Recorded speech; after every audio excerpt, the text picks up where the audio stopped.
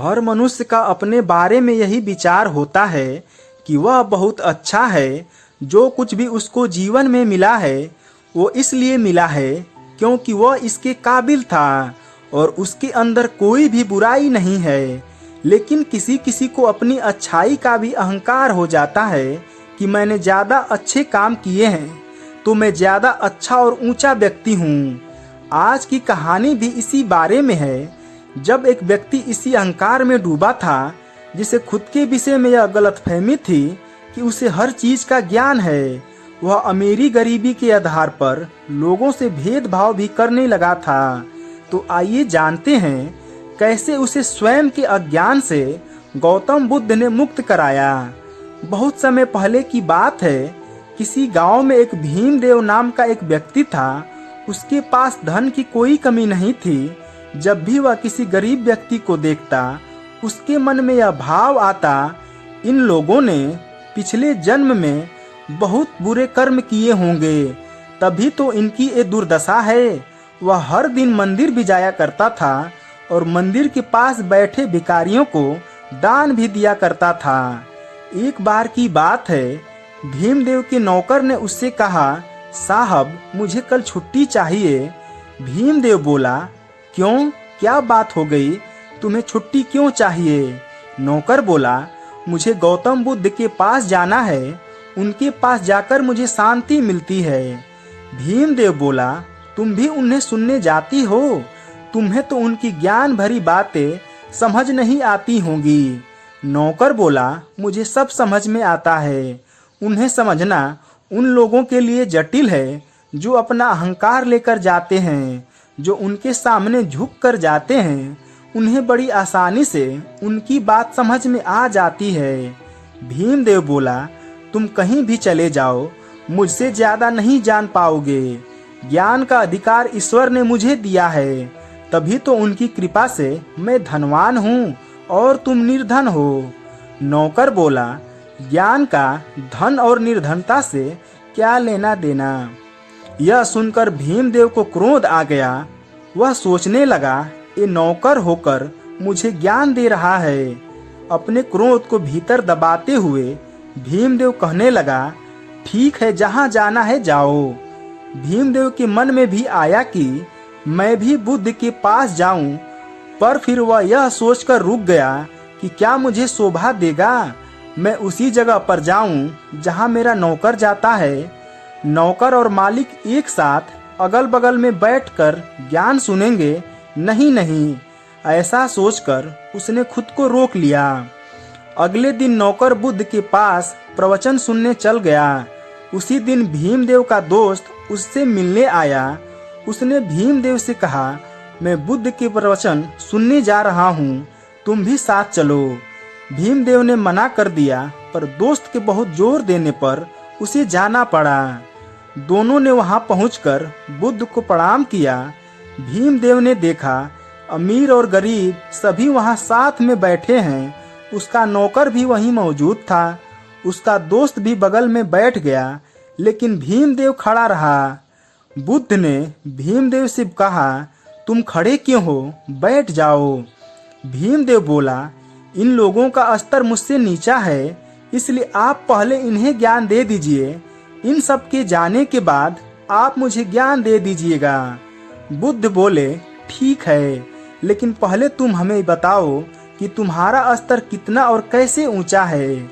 भीमदेव बोला, मेरा स्तर इन लोगों के स्तर से ऊंचा है क्योंकि यहाँ बैठे जितने भी अमीर या गरीब लोग हैं मेरे धन के आगे सब गरीब ही हैं। मैं इनसे ज्यादा धार्मिक हूँ और दान भी करता हूँ।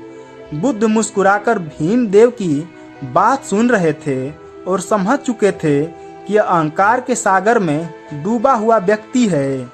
इसके बाद बुद्ध ने कहा, ठीक है, तुम 1 माह तक रोज आना, मैं तुम्हारे लिए अपने जैसा आसन लगवा दूंगा। अब तो तुम्हें कोई आपत्ति नहीं है ना? बुद्ध के सारे शिष्य और बैठे हुए सारे लोगों ने कुछ नहीं कहा क्योंकि वह समझ चुके थे बुद्ध भीमदेव को कुछ समझाना ही चाहते होंगे। बुद्ध के बगल में भीमदेव का आसन लगवाया गया, जिसके बाद भीमदेव रोज बुद्ध के पास आने लगा। एक दिन सभी लोग रोज की तरह बुद्ध के पास प्रवचन सुनने आ गए। भीमदेव और उसका नौकर भी वहां उपस्थित थे। उस दिन बुद्ध ने सभी लोगों को कहीं चलने को कहा। बुद्ध के साथ साथ सभी लोग पैदल पैदल चलने लगे। चलते चलते दोपहर हो गई और वे सब थक गए। रास्ते में दूर दूर तक कोई भी इंसान, घर, तालाब कुछ भी नहीं दिखाई दे रहा था। सभी लोगों को बहुत प्यास लग रही थी और यह परेशानी सबके चेहरे से साफ पता चल रही थी। सभी लोगों ने बुद्ध की तरफ देखा। महात्मा बुद्ध मुस्कुराते हुए आगे बढ़ते जा रहे थे और उनको देखकर लग नहीं रहा था कि वे बाकी सब लोगों की तरह थक गए हैं। बहुत दूर चलने के बाद उन सबको एक पेड़ दिखाई दिया। पेड़ के पास एक कुआं था जहां एक आदमी पानी भर रहा था। बुद्ध कुएं की ओर चल पड़े। बाकी सब भी बुद्ध के पीछे पीछे चलते गए। बुद्ध कुएं के पास जाकर उस आदमी से बोले, सुनो भाई, मेरे शिष्यों को प्यास लगी है, क्या आप मेरे शिष्यों की प्यास बुझा सकते हैं? उस आदमी ने बुद्ध से कहा, जी जरूर। इसके बाद वो आदमी बाल्टी के द्वारा कुएं से पानी निकालने लगा और सभी लोग एक एक करके झुककर पानी पीने लगे। इसके बाद उस आदमी ने बुद्ध से कहा, श्रीमान आप भी पानी पी लीजिए। बुद्ध ने उस आदमी से कहा, आपका बहुत बहुत धन्यवाद, किंतु मेरी प्यास बुझ चुकी है। इसके बाद बुद्ध उसी दिशा में चलने लगे जिस दिशा से वे सब लोग आ रहे थे। यह देखकर बाकी सब लोग हैरान हो गए। उनके मन में तरह तरह के सवाल उठने लगे कि हम लोग किस लिए आए थे और अब हम वापस जा रहे हैं। कुछ के मन में सवाल उठा कि क्या हम वापस वहीं जा रहे हैं जहां से हम आए थे। बुद्ध आगे आगे चलते जा रहे थे और सभी लोग बिना कोई सवाल किए पीछे पीछे चल रहे थे।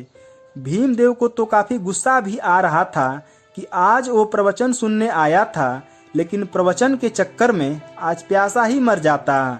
शाम होते होते सभी लोग वापस वहीं आ गए जहां वे सभी लोग प्रवचन सुनते थे। सभी लोग कुछ हैरान थे, लेकिन सिर्फ भीमदेव था जो गुस्से में था। वहां पहुंचते ही भीमदेव महात्मा बुद्ध से बोला, अगर कहीं जाना ही नहीं था तो क्यों पूरे दिन चलवाते रहे? आज तो प्यास के मारे मेरी तो जान ही जाने वाली थी। बुद्ध मुस्कुराए और उन्होंने कहा, जब तुम पहली बार यहाँ आए थे तो तुमने स्तर की बात की थी कि तुम्हारा स्तर बाकियों की तुलना में अधिक है। लेकिन यात्रा के दौरान जब सभी लोग थक चुके थे और सभी प्यासे थे, तब तुम्हारा स्तर बाकियों के समान ही था। तुम भी उतने ही प्यासे थे जितना कि बाकी सब लोग। उस समय तुम्हारा धन, तुम्हारा अहंकार क्या तुम्हारी प्यास बुझा सकता था? यह सुनकर भीमदेव का गुस्सा शांत हो गया। इस बार बुद्ध की बातें भीमदेव के दिल पर असर कर गई।